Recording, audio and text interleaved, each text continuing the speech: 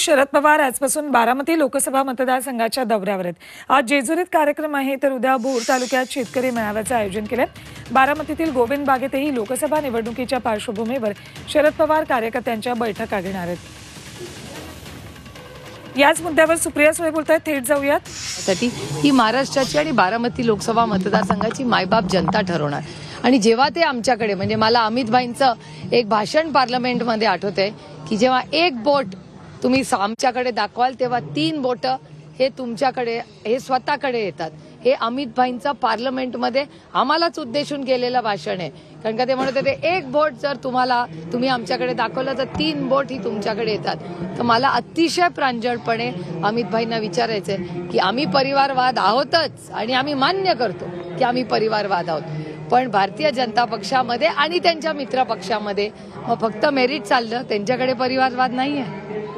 अमृत नोनी ortho plus ये एक प्रूवन फॉर्मूला है। इसमें मौजूद नोनी फल के गुण और आयुर्वेदिक जड़ी बूटियां शरीर को जरूरी पोषक तत्व देने के साथ साथ हड्डियों और जोड़ों के घिसने, उनमें होने वाले सूजन और दर्द को रोकने में मदद करता है। दर्द मुक्त जीवन के लिए अमृत नोनी आर्थो प्लस। अमितचं अन्न मुंबईत यावं लागतंय, किती कसं बघता तुम्ही याच्याकडे? त्यांच्याकडे जागा वाटपाचा तिढा अजून सुटत नाहीये, त्याच्यासाठीच खरं तर अमित शहा मुंबईत आले असं वाटतं तुम्हाला?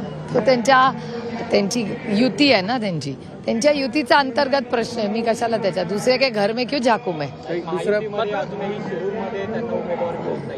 पवार पक्षाकडे जागा आहे अशी माहिती मिळाली की नाना पाटेकर यांना सुद्धा विचारणा केली, पण त्यांनी तो जो प्रस्ताव आहे तो नाकारलेला आहे। त्याला जोडूनच एक प्रश्न की दादांना अवघ्या 2च जागा मिळतील अशी चर्चा आहे। 2 दिवसानंतर दादा परत दिल्लीमध्ये जाणार आहेत। दादांचं महत्व किंवा दादांची ताकद कमी करण्याचा सगळा प्रयत्न आहे। मला याच्यावर नाही भाष्य करता येणार। त्यांच्या युतीचा तो अंतर्गत प्रश्न आहे, कुणाला किती सीट द्यायच्या, काय जायचं ते त्यांचं बघून घेतील ना। आम्ही इथे लोकसभा महाविकास आघाडी आणि इंडिया लढणार आहे आणि आम्ही सगळे मिळून 48 सीट लढणार आहे महाराष्ट्रात।